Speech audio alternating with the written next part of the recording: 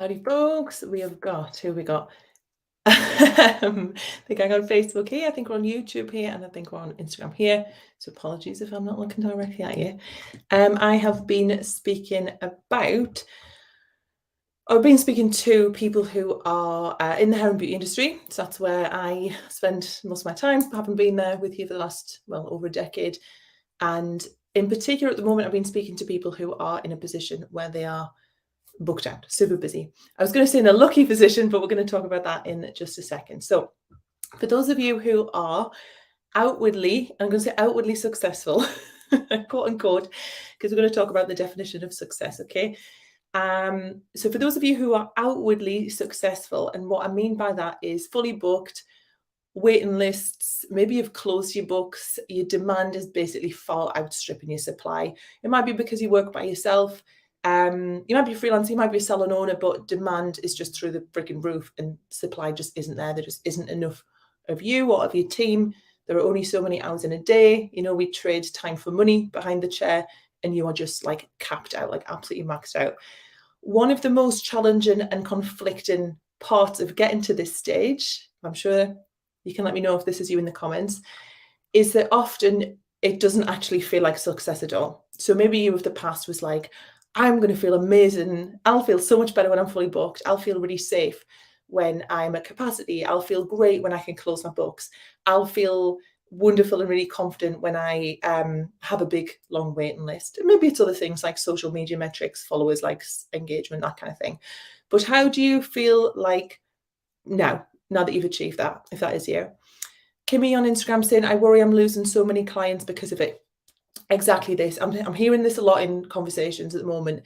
This worry of, are you doing this, Kimmy, where you're like mentally adding up how much money you say no to? Like when you're full and you're having to say, I'm really sorry, I'm full, you're kind of going, oh my God, that would have been this much money. And I'd have seen them every 4 weeks and that would have been this much, and it's all adding up. Yeah. And you're starting to tot up those prices, that amount in your head. Sherry saying exactly this, stressed to death, constantly telling people no, that I can't. Hi Rachel, I see you there over on Facebook. So often, exactly as Sophie's saying there on Instagram, tired, stressed, still living at home with parents because I'm not earning enough. I mean, that epitomizes this situation, that outwardly, and what do people say to you? Sophie, what do people say to you when they look at the situation from the outside in? Michelle, stressed, hates saying no to people, hate letting people down, therefore end up working ridiculous hours. I totally hear exactly what all of you are saying. Everyone else thinks that you are. So everyone on the outside, it's like this internal, external thing. Everyone on the outside thinks that you are. Maybe they say how jealous. Yes, Sophie, people saying you must be earning loads. You know, you must be rolling in it. Who said that? How, you know, people are saying how jealous they are, how they would kill to be in your situation. Maybe it's friends who are employed telling you, you know, you should be lucky, you should be grateful, you get to choose your hours. Yeah, but what hours are you choosing? You get to choose, you know, you're the architect of your own lifestyle, of your own income, and then the reality, like behind the scenes, feels very, very different to you. And it's infuriating, right? Because in private, you're feeling, as you've said, stressed, burnt out, probably quite resentful, and like you just have no life outside of work. Like you literally live to work. Kimmy's saying, yes, I'm rolling in stress and anxiety. That's the only thing you feel like you're rolling in. Vicky on Facebook, this wallpaper is amazing. It's from Lust Home. Yes, I can't win. Not happy when I'm busy and not happy when I'm not busy, and not happy when I'm too busy. I feel like you dropped your microphone there, Vicky, and I'm sure everyone can hard relate. So you're feeling like this privately, right? So I want to invite you today to reflect on this idea of success, of what success is. And it's really important that you define what success is to you, right? And I mean, there are different yous. Bear with me. There is a you of today. There are many yous of the past. There will be many yous in the future. And I want you to think about what is success to you right now and you in the future. So let's future cast this to like 3 years, 5 years, 10 years, 20 years, whatever, you know, whatever you want to look at ahead. I want you to think of what is success to that version of me, to that person, right? Not what success was to you as a kid, not what success was to you at the very start of your career, or even what success was to you pre-pandemic, because I bet for a lot of you, what you define to be successful in 2019 is probably quite different to what you define success to be right now. Am I right? Do we agree? Let me know in the comments. Not what success is to your parents, not what success is to your partner, not what success is to your friends, not what success is to your old boss, your colleagues, or your industry peers, not what success is to me, to other people in the group, to your previous educators, to your brands, but really what success is to you. I want you to go inside. I want you to get really introspective on this. And I also want you to know this. It is okay to change your mind. Here is your permission slip. I like giving permission slips out here. You don't need my permission, but sometimes you just need to have that slip. So it is okay to change your mind, and it is absolutely okay to redefine what this means to you. So for me, I used to want, little Maddie, previous Maddie, used to want a chain of salons. When I first started out, when I first got into the industry, that was what I wanted. That was what success would mean to me. I imagined my name above the doors. Oh, the ego was kicking right off. And I thought I'll have them in cities across the UK. I'll have them in really cool, like cool part of London. I love going to Leeds, Manchester, like the big cities, Edinburgh. I thought I'll have this chain of salons and everyone will know my name. They'll see me on the high street. I even had the Pinterest board, full disclosure. I had colour schemes. I had cool uniforms. I had what my neon sign would look like. I even had what my beautiful wallpaper in the loo would look like, because you need Jazzy Loo wallpaper, don't you, if you've got this beautiful salon. And I had this realization. For me, the realization, I've had many, but I had a really big one in the lockdown. Did any of you have this like epiphany in the lockdown? Let me just look at comments. Hi guys on Facebook. Someone saying, today I'm successful with the business and life I have created, but now I'm working on my tomorrow's me. Exactly what I'm talking about tonight. So stay with me. I love that you pointed that out. Who had the epiphany in the lockdown? Let me know in the comments. I am sure that this probably happened when I had my first Saturday off, which would turn out to be 15 Saturdays off. Is that how long we were closed for that first time? So I had my first Saturday off in a decade. I'm sure many of you did too, if you weren't making banana bread or God knows whatever else we spent the lockdown doing.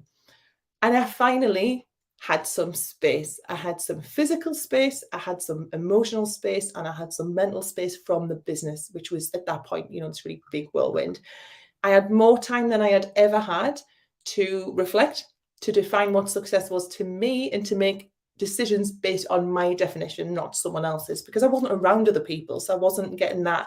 I wasn't sort of absorbing other people's definitions. That wasn't getting passed down to me. Rachel on Facebook, I've adapted my business after the lockdown, gradually pivoting. Exactly this. We saw so much, movement and change in the lockdown. I'm sure it was, the same for a lot of you. Or maybe the change didn't happen yet, but maybe the cogs started turning, the seed started to plant, if that's right for you. And I know many of you did the same. I know that a lot of you made some really, really big, really tough decisions on what life and business would look like for you. As we all sort of went back after those lockdowns and in those lockdowns in between. Yeah. So there's a very legendary sports coach, basketball coach called John Wooden, and he says, success is peace of mind, which is a direct result of self-satisfaction in knowing that you made the effort to do your best to become the best that you are capable of becoming. So that's what I want to invite you to think about. Have you done your best? Hell yeah. I would swear and say another word, but there might be children, so I won't. But heck yeah, I believe that you've tried your best, that you've done your best. If this is you in this position I've been speaking to this week, you are fully booked, so you are clearly doing something right as it relates to creating so much demand. There is demand there. You have people, knocking your doors down to come and work with you. Your clients are coming back, so you're doing something right in the chair to keep them coming back. So first of all, I want you to reflect on what you've done up to now.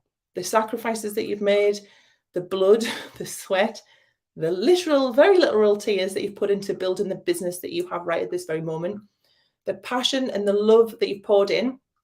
And I want you to just take a second to feel that pride. Just have a breather, just feel that pride, feel that gratitude, and be really thankful to the versions of yourself that actually got you to where you are today.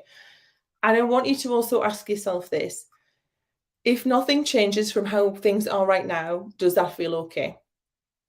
if I said the position that you're in now is the position that you're going to be 1 year from now, would that feel okay for you or not? Because that's a really good way to tap into, is this actually successful? Is this what I genuinely want? Is this how I want to get out of bed every day? Is this how I want to feel? Rachel on Facebook says, yes, that's what happened. It's evolved. And I always worry reducing, but I love the freedom to do new things that I want to do, as well as having balance.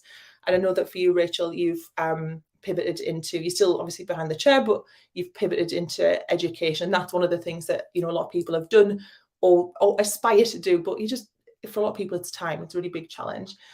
So as John says, have you become the best version? Sorry, have you become the best that you're capable of becoming? So when you look at your current situation through this lens of defining your success on your own terms, where does it fit in?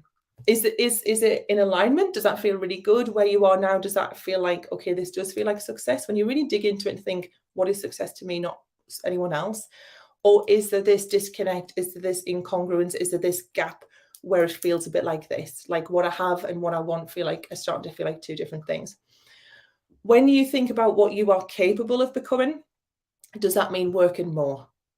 No, you're probably not capable of working anymore. You're all bloody busting your balls to be seeing as many clients as you're seeing at the moment. Or does it mean becoming, and I want to think about this word becoming as well, someone who can enjoy the fruits of their labor? Does it mean becoming someone who can separate emotion from logic and make really good business decisions that are conducive to your definition of success? Not from a place of scarcity, from a place of fear, panic, people pleasing, or trying to prove yourself to someone, or, you know, to yourself or to a parent or to whoever it was that you're trying to prove yourself to. Does it mean becoming someone who can stay firm in their no? Whether that's because your definition of success means no more working evenings or no more working weekends, no more kids cuts, no more disrespectful clients. What I find is that when I coach people through this stage in the business, it elicits not just a shift in the strategy and how they actually operate, but kind of more importantly, it elicits this shift in identity. And I think that's a thing that so many things are missing. And when we're looking on, you know, ChatGPT, Google, blogs, and we're going, how do I get from here to here? What so many of them don't address is that you have to change as a person. Like the person that you are will change, will shift, and there's no way to get around that. Nikki on Facebook, the lockdown basically wiped my business out. I've had to rebuild it from scratch. I know I need to make more profit. I know I'm capable of so much more than where I'm at. Yeah, I completely agree. And I've witnessed that path for you as well. Rachel says that's so true. I love it. So the versions of yourself that got you to this position are not the same versions. It is not the same identity, the same sort of person that is required to break through this, to get through this income ceiling, to explore other avenues, whether that's, you know, education, coaching, working with brands, having some sort of passive income, whatever that looks like for you, you know, bringing out your own brand, product range, e-commerce, you know, whatever. The list is absolutely endless. They are not the same versions that are required to operate and make decisions from a CEO mindset, rather than the mindset that so many people live in and stick in, which is the mindset of the technician, the person who's on the tools. That's where so many people are making their decisions from now. It's a very emotional place. It's a very gut reaction, reactive place. And actually decisions that are made from this position, this identity, don't tend to pan out that well, or they can be a little bit chaotic. And, you know, because we're not stepping up into that sort of CEO level and thinking about the business as a whole, right? There's a future version of you just underneath the surface. I like to think of them like, you know, the dolls, you know, like the nesting dolls, where you crack it open and it looks identical, but it's just underneath, and we just keep cracking it open and seeing what's underneath. That's how I visually imagine this. And she can't bloody wait to meet you. So how can you do this? I'm going to try and sum this up into 3 things that I want you to think about. So 1, define success on your terms. Try to really separate out all of the other things that you've been passed down or that society's given you, that's from the industry and your peers and your parents and your partner, and think, for me, what is important? What do I value? What would feel really successful? What would feel like I've absolutely smashed this? And I want you to think about that in the present and also this future version of yourself as well. Number 2 is that I want you to reflect on your journey so far and think about those different versions and those different iterations of yourself. Think about those little dolls, those little wooden dolls who've got you to where you are today, and that evolution that you've undertaken, because it absolutely is. There's been so many different, you know, versions of yourself to get you to here today. So from the you who took the plunge, if you remember her, the person who took the plunge for being self-employed, who handed their notice in at their job, who, you know, invested in that training course back in the day, who set up their Instagram page, you know, fearfully, who booked in their first client. Be thankful to that person, right? To the you who navigated the pandemic and the lockdowns and everything else that's happened since. To the you who has taken your business to where it is today. I want you to thank every single version, every single different person that you have been, the things that they have done and the lessons that they have learned for you along the way, because it's a different version, but you yourself, you get to pick up all of these lessons as you go forward. Let them step down. We're going to retire them. We're going to say, thank you. You've done a wonderful job. Here's your Rolex or here's your Parker pen. You get to rest now. You've done what you need to do. Thank you. But we're going to step into something else as we move forward. And then 3, I want you to meet this new version of yourself in your mind's eye. Some people do like meditations on this. You might do journaling on this. Sometimes you can just sort of tap into it.